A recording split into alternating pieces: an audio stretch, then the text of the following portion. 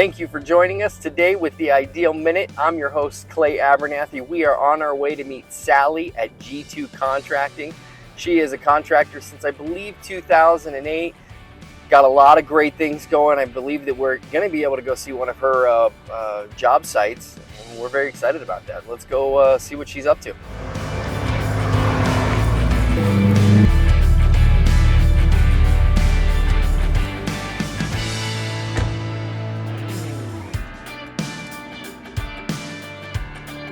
Hey, how's it going? Good, how are Clay. you? Sally, Nice to meet you, Sally. Thanks for having us. We Yes, appreciate it. Absolutely. Awesome. I'd like to talk to you about some of the things we got going on here. Awesome. Thank you again for sitting down with us and talking with us and teaching us a little bit about what it is that you guys do at G2 Contracting, right? Correct. Okay. And so what kind of contractor are you? Is there certain things that you specialize in or things that you really like to do, or do you do everything, or commercial, residential?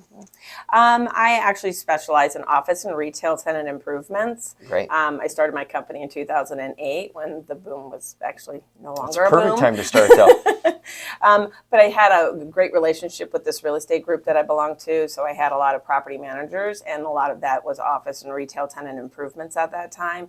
Thankfully, I had one client that had a lot of improvements that they wanted to do to when the economy came back.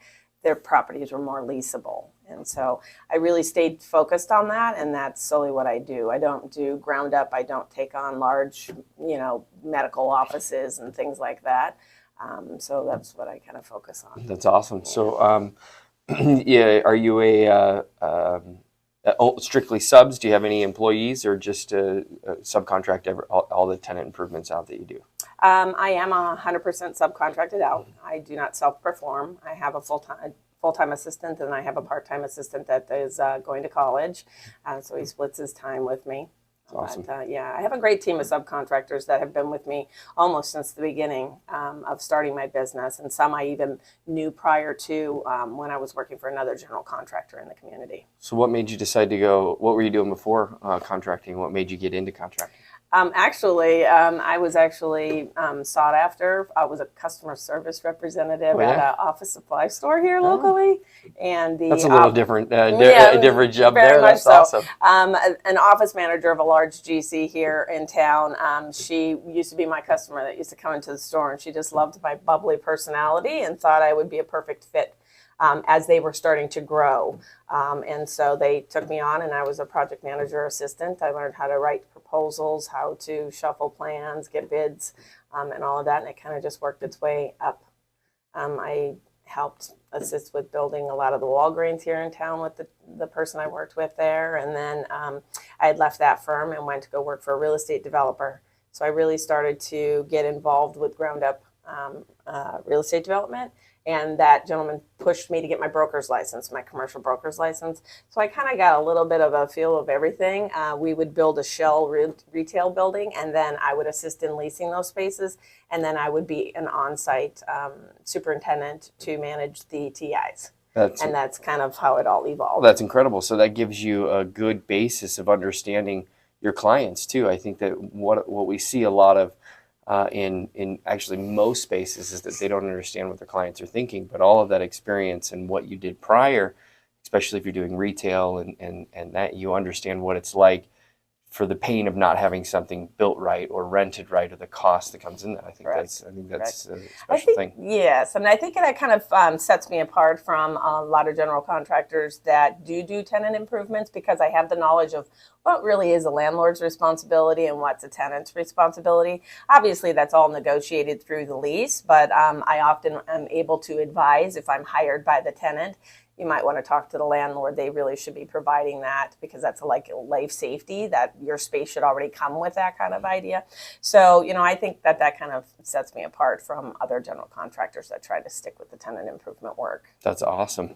That's really great. And so you said you had a place that's pretty close by that we could go take a look at. Absolutely. We'd love to see what it is that you're doing out there. Yeah, it's a day school. I was actually brought onto the project with a friend of mine who's an architect. She and I tend to collaborate on a lot of projects. If I have a tenant that comes to me or a landlord that comes to me and needs to do a tenant improvement and they need an architect, I always reach out and say, hey, I can offer you Rhonda. We do a lot of work together, and it's a good partnership. I know Rhonda.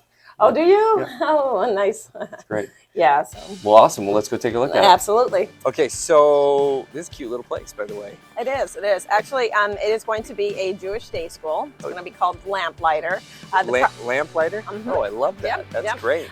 So it used to belong to Hickey & Sons. It was actually a general contractor's building originally back in the 70s. I think he built it. Cool. And then it was sold. I don't know how many owners had owned it since then, but recently it was the Tucson Family Services. Okay. And the day school purchased it from them. Awesome. And when did you get? We just started this in December. When did you get started on it? Yeah. Sorry, I didn't mean to knock you guys out there. No, so we negotiated the contract in December. She was having a tough time finding a general contractor that wasn't, pulling her legs. She just felt like everybody was like not giving her the honest truth on it. Rhonda brought me in on the deal. She was the architect on that, which is an architect that I work with very closely on a lot of projects. Which, Rhonda, when you're watching this, we do want to meet with you too. Yeah.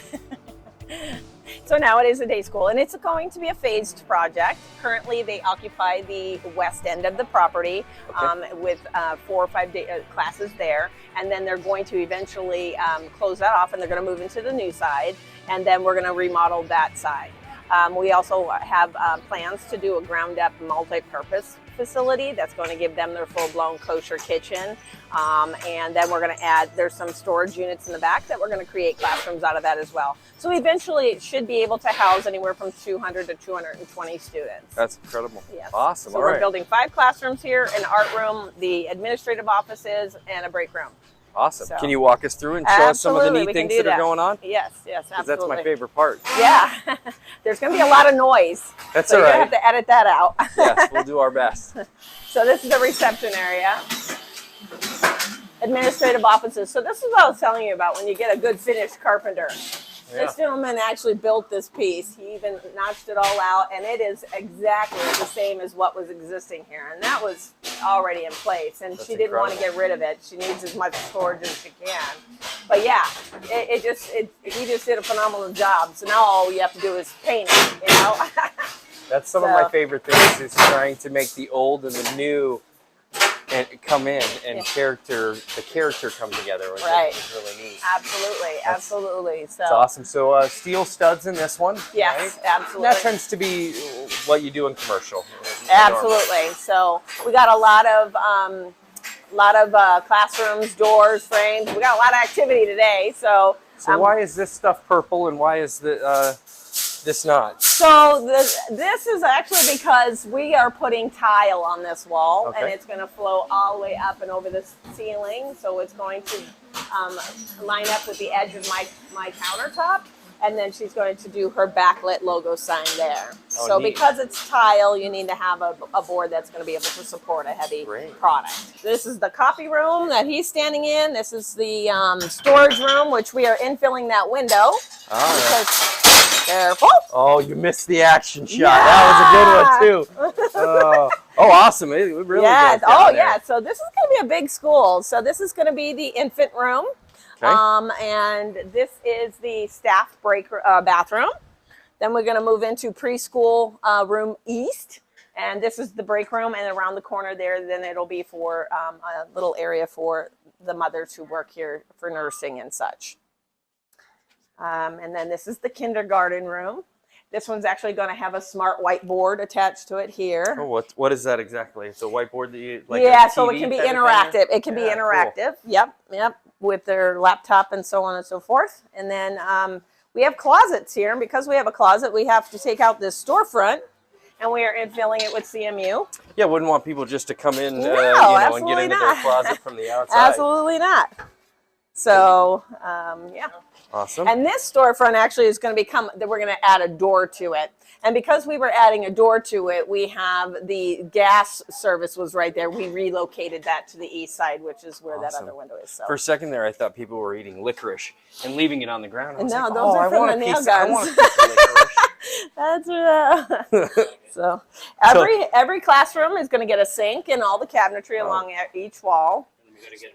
So did you guys have to rerun the plumbing to Oh, get all those? absolutely. We actually put in a whole new sewer line from the inside of the building across, and we actually projected it outside for a clean out for the future multi-purpose room. So how far are we into this build as of right now on these tenant improvements? I am looking at a turnover date of the end of September, beginning of October. Into September, and when did you start? The construction actually started in like February, but the city of Tucson took a while to get us the permits. We literally get out of town. We literally just got them last week or the week before. So I was actually able, with the assistance of the architect, we did all our underground plumbing and we did a videotape of the whole entire thing. Right. So we had documentation before we closed it up, but to keep the project going. So do you find that the biggest slowdown in construction is the city of Tucson, or do you find that it's other things besides labor? Well, I guess we have labor and material problems right now, but does it compound, or? It compounds for sure. You know, the city, it does play a huge factor. Thankfully, because I've been in the industry for a long time, just like a lot of general contractors locally, you have those relationships with the inspectors and the city staff that they do allow you to get to a certain point, but obviously I could not close up walls until that. So I got to that point. I had all my rough inspections done and over with the day after I got my permit. And then I was able to keep the construction going. So it just kind of fell into place perfectly. Well, a lot of people don't understand as a contractor how creative you have to be to work within the bounds of what we're allowed to do to make sure we're doing it all legal, up to code, and everything that they want to do. That's a lot of emotional and brain power that people don't see that we do. And that's why we want good creative people as contractors and subcontractors and in this industry, because it is exciting to be able to do those things. Oh, absolutely. It's fun to just watch a project come from, you know, nothing to a person's dream and life story. I mean, it's two sisters that are going to run this school, and they are super excited about it. They're really paying close attention to detail on their finished product, their finishes that they're selecting. They don't want it to be outdated 5 years from now. So they're really taking time to spend, you know, quality investment into the finishes that they do select. So this is they're on the other side of that right now, right? So eventually that will blast through, and that will continue on to the class. And then we have, and we're putting exterior doors on each classroom. This one just so happens to have one, but we have to put 3 exterior doors. So we have 3 preschool classrooms, we have 1 infant room, and we have 1 kindergarten. Once we expand into the other side, we will have first graders come over here. And then, of course, the future expansion is we are going to actually create classrooms out of that as well. So neat. We'll be extending this out and adding a full-blown 2 sets of bathrooms, so they can actually utilize this as some other activity type events other than just school. So the multi-purpose building is going to go right there next to where that shed is. It's not that shed's going away, and it'll tie to that building, so it'll actually just become one. And then we're putting a play yard out here. We will have some artificial turf, and then eventually we'll be able to get 2nd, 3rd, and 4th grade classrooms in there. Incredible. It's incredible how you get to share a dream with somebody, right? For this short period of time that you get to be part of what their dream is, and then get to go on and help somebody else with their dream. Right, absolutely. It's more than you can imagine. Yeah. Excited to be part of the project. It really is. The one biggest challenge, to be honest with you, is the homeless. That's why she's had to spend so much money putting these fences up and keep them out. But it's going well. It really is. It's really exciting to see. That's awesome. So, you know, being a woman in construction, interesting thing about Ideal is that 50% of our applications are actually women. About 1/3 of the women that apply end up in our school, and it's very exciting for me. Like, people ask me what I think. I'm like, it's great. You know, women bring such a different aspect to construction that I think was missing. Right. Tell us what it's like about being a woman in construction. Okay. And not just a woman in being construction, but a leader, the boss. Right. Which is where we like to have the women, is the boss. It's the way my life is in my house. Well, you know, to be honest with you, I rely on my subcontractors, their expertise. I've learned a lot from them. I've been very fortunate to be able to ask them a question of something I do not know, and they take the time to share with me. I have grown over the years just by being out in the field more so. Before, I used to have a gentleman that was the superintendent of mine, and I stayed in the office more. But now being out in the field, I think I've gained respect from all of my subcontractors, as well as, the municipalities and the architects that I do have to work with. I do get complimented quite a bit from multiple clients that we stay in communication. We often keep them up to date as to what's happening from day to day, sometime week to week, and they always compliment us on not hiding anything, keeping them informed. They don't have to be tracking us down. We're very, very detailed on all of the correspondence that we share. It's been a journey. So for all of the ladies that are in Ideal, what are some things that you would tell them or encourage them about getting into this field? Well, certainly don't be afraid. It definitely can be intimidating. I mean, I'm on a job site and it's all men. But you just hold your own. For now. Right. We're right. working on For that. now. Exactly. Yes. Exactly. It is great. I do have an electrician. He and his wife do it, and she comes out on the job sites, and she's the one that's pulling the wire and running all of the electrical. So it's great to see. It's definitely something I encourage. I try to support any women organizations that try to support young women into the industry that are certainly not enough. Yeah. There's not enough of us. So I definitely encourage everybody to take a chance. If it's something that you desire to do, I never thought I would ever be in construction. It was never my desire as a young person, but, and most women fall into this industry. They don't want to be in, start off with the desire to be in the industry. So it's exciting to see that there's girls out there and women out there that want to get into it. Well, we need it. We need that additional eye. No matter what you say, women and men are different, and they bring different qualities. And I have 4 girls and 1 boy, and my beautiful wife.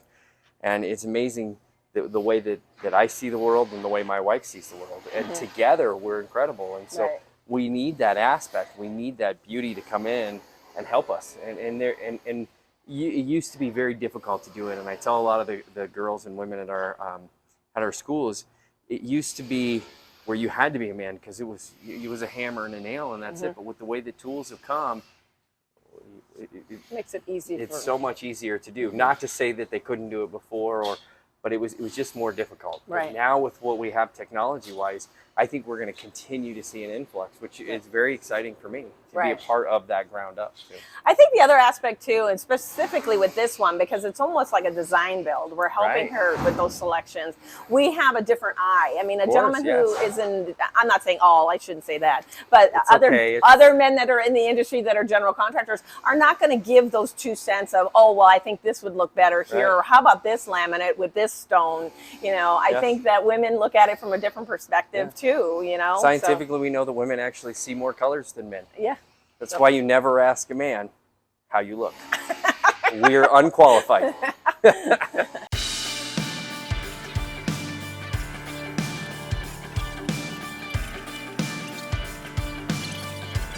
Thank you so much, Sally, for joining us today and taking the time out to walk us through this incredible tenant improvement you have. Really love it. I think you did a great job, and I'm so excited to come back for this. Yes.